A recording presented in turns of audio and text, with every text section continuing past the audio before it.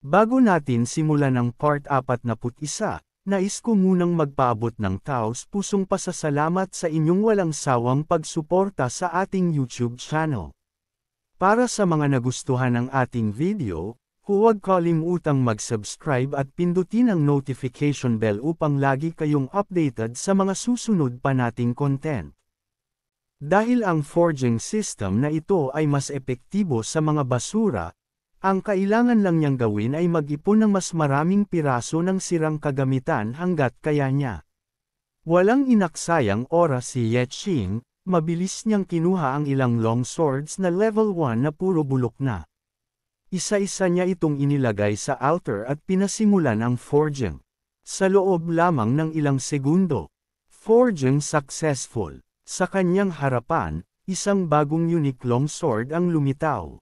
Nang tingnan niya ang mga detalye nito, nagulat siya sa nakitang mataas na damage at napakataas na level requirement. Halos hindi siya makapaniwala. Isang unique item. Ibig sabihin, wala nang ibang katulad nito sa buong mundo. At nagawa kong likhain ito mula sa basura. Sa puntong iyon, napagtanto niya ang tunay na halaga ng altar. Nakapulot ako ng isang kayamanan. At ang mas nakakatuwa, sa kanyang inventaryo, tambak ang mga sirang kagamitan na hindi niya alam kung paano gagamitin. Ngayon, wala na siyang pagdadalawang isip. Isa-isa niyang inilagay ang mga basurang armas sa altar, at sinimulan niya ang malawakang forging. Pinaghalo niya ang isang sirang bow, at naging isang unique long bow na may level 29 na requirement. Sinubukan niyang i-forge ang isang staff, at naging isang unique staff na may napakalakas na damage at level 30 na requirement. Matapos iyon, isang napakalakas na unique hammer ang nabuo. At tuloy-tuloy lang siya sa paggawa. Hindi nagtagal, parang isang makina ng paggawa ng kayamanan ang nasa harapan niya. Isang walang tigil na proseso ng paglikha ng napakalakas na mga armas, lahat mula sa basura. Matapos ang mahabang oras ng trabaho, naubos na niya ang lahat ng sirang kagamitan sa kanyang inventaryo. At sa puntong iyon, hawak na niya ang isang koleksyon ng napakalalakas at pambihirang mga sandata. Narating na ng ating bida ang mataas na antas at na-convert na ni Tia ang mga edible points. Biglang may natanggap siyang mensahe na muli siyang naging isang 11 star venture. Talagang kamangha-mangha dahil sa pagkakataong ito, nakakuha siya ng napakaraming karanasan ng hindi man lang nangangaso ng mga halimaw, sa halip, nag-ipon lang siya ng experience sa pamamagitan ng forging. Ngayon na natapos na niya ang trabahong iyon, oras na para sa pinakamahalagang bagay, alamin kung paano niya maisasalin ang kanyang mga gamit sa pera. At sa puntong ito, bumalik tayo sa kasalukuyan. Dumating ang ating bida sa isang NOS. Matapos makita ng lalaki ang unique item ng ating bida, agad niya itong tinanggap ng may masayang ngiti. Pinaupo niya ito ng maayos at tinanong kung saan nakuha ng ating bida ang sandata. Sumagot naman ang ating bida, sinabi ko na sayo noon, isa akong collector. Kahit na level 1 lang ako, nakakakuha pa rin ako ng matataas na kalidad na kagamitan. Siyempre, hindi niya maaaring sabihin na siya mismo ang gumawa ng mga ito, magmumukha lang siyang hanggal. Sa narinig, tumango ang lalaki at sumang-ayon. Totoo naman na ang mga collector ay hindi naman hinahati sa mataas at mababang antas. At para makakuha ng ganoong klaseng espesyal na kagamitan, nangangahulugan lang na may pambihirang kakayahan ang ating bida bilang collector. Pagkatapos, itinuro ng ating bida ang kanyang inventory portal at sinabing may ilan pa siyang mga espesyal na gamit. Kung ang mga ito ay akma para sa auction, siguradong makakagawa sila ng malaking pera. Binuksan niya ang kanyang portal at inilabas ang kanyang mga rare equipment cards, isang bagay na tila paraiso sa paningin ng lalaki. Napansin nito na ang lahat ng kagamitan ay may napakataas na rank. Dahil dito, agad niyang inutusan ang iba pang mga gwardya na ihanda ang pinakamataas na VIP room, pati na rin ang Platinum VIP Induction, isang espesyal na pagkakakilanlan na ibibigay sa ating bida. Habang hinahanap ng ating bida ang daan papunta sa VIP room, bigla siyang nabangga sa balikat ng isang gwardya sa kanyang harapan dahil nakatuon ang isip niya sa iba pang bagay. Napatingin siya sa gwardya, ngunit bago pa siya makapagsalita, masungit itong nagsabi, "Ano ba? Bulag ka ba o ano?" Hindi napansin ang dadaanan ng ating bida, kaya hindi niya naiwasang mabangga ang gwardya. Nagalit ito at matalim na nagsalita, "Binigyan ka ba ng Diyos ng mata para lang ipang dekorasyon? Hindi ka ba marunong tumingin kung saan ka pupunta?" Humingi naman agad ng paumanhin ang ating bida at sinabing hindi niya sinasadya. Napansin ng lalaki ang suot ng ating bida, isang karaniwang suit na walang anumang kakaibang dating. Halatang hindi siya mula sa isang mayamang grupo. Dahil dito, tinanong siya ng gwardya kung anong hunter group siya kabilang. Sumagot ang ating bida, "Isa akong free hunter." Nang marinig ito, agad siyang minata ng lalaki at sinabing, "Free hunter?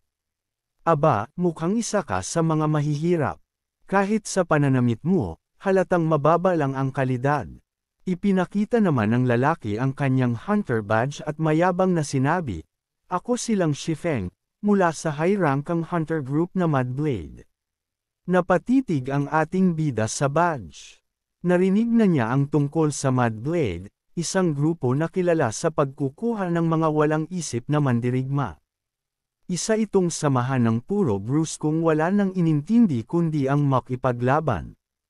Alam niyang wala siyang mapapala sa pagtatalo sa lalaking ito, kaya muli siyang humingi ng paumanhin at tahimik na lumakad palayo. Ngunit napansin nilang Shifeng na iniiwasan siya ng ating bida, kaya lalo siyang nenas. Sa isang iglap, itinutok niya ang kanyang espada sa leeg ng ating bida at pasigaw na sinabi, "Akala mo ba, isang simpleng paghingi ng tawad lang ang makakalutas ng lahat, ha? Tingin mo, hindi ko nahahalata na pumasok ka rito ng walang pahintulot. Ito ay isang members-only entrance." Patuloy niyang sigaw. Dito lang pumapasok ang mga miyembro ng high-level hunting groups at job builders. Ngunit sa halip na magpanik, matapang na inilayo ng ating bida ang espada mula sa kanyang leeg at malamig na sinabi, "Ang lugar na ito ay isang opisyal na venue ng World Guild. Kung susubukan mong manggulo dito, ikaw ang mapapasama." Saglit na napatigil silang, ngunit maya-maya, tumawa ito nang may pangungot siya. "Ikaw, akala mo ba, may karapatan kang tumayo sa harapan ko?" Sa galit, agad niyang tinawag ang security guards at sinabing, "Bilang isang high-rankang member ng Mudblade, hinihiling kong itapon kanila palabas, ngayon din." Ngunit hindi nila alam na ilang metro lang mula sa kanila, may isang lalaking masayang naglalakad, ang taong nagbigay sa ating bida ng kanyang VIP ticket. Halos hindi ito makapaniwala sa kanyang swerte. Nakahanap siya ng isang bihirang tao, isang hunter na hindi niya inakalang magdadala sa kanya ng isang napakalaking pagkakataon. Habang naglalakad, napansin ng lalaking may VIP ticket kung paano napalibutan ang ating bida ng ilang tao. Agad siyang nagmadaling pumunta roon at tinanong ang ating bida, "Bakit ka dumaan sa members-only entrance? Dapat kang dumaan sa iyong high-rankang VIP Platinum entrance. Doon naroon ang mas matataas na antas ng tao." Nang marinig ito, natawa silang Shifeng at may pang-uuyam na nagtanong, "At ano naman ang gagawin ng isang tulad niya sa Platinum entrance?" Ngunit bago pa makasagot ang ating bida, iniutos ng VIP guest sa mga gwardya na dakpin silang at alisin siya sa lugar. Habang hinihila, siya papalayo, patuloy pa rin siyang sumisigaw, "Paanong nagkaroon ng karapatan ang isang free hunter na magkaroon ng Platinum VIP access?" Kalaunan, humingi ng tawad ang mga gwardya sa ating bida at ipinaliwanag kailang na kung magpapatuloy siya sa pagiging pasaway, agad nilang kakanselahin ang kanyang membership. Samantala, ipinaliwanag ng VIP guest sa ating bida, Kung gusto mo lang tumingin sa auction, maaari kang manatili sa sitting area. Pero kung balak mong bumili ng gamit, dapat kang pumunta sa high-level venue, doon mo lang makikita ang mga dekalidad na kagamitan. Ngunit sumagot ang ating bida ng may kumpiyansa, huwag kang mag-alala. Ang pananaw ko ay iba sa karamihan. Sa tingin ng iba, ang mga bagay na walang halaga ay basura, pero para sa akin, maaaring may nakatagong kayamanan sa mga iyon. Sa narinig, tumango ang VIP guest at inihatid ang ating bida papasok. Sa loob ng auction hall, makikita ang mga mataas na opisyal at mayayamang mamimili na nag-uusap. Napansin nilang may ilang napaka-espesyal na item sa batch na inilabas para sa auction. Nang simulan ang bidding, nagkaroon ng matinding kompetisyon. Ang ilang mayayamang bisita ay gumastos ng milyon-milyong yuan upang makuha ang ilan sa mga bihirang gamit.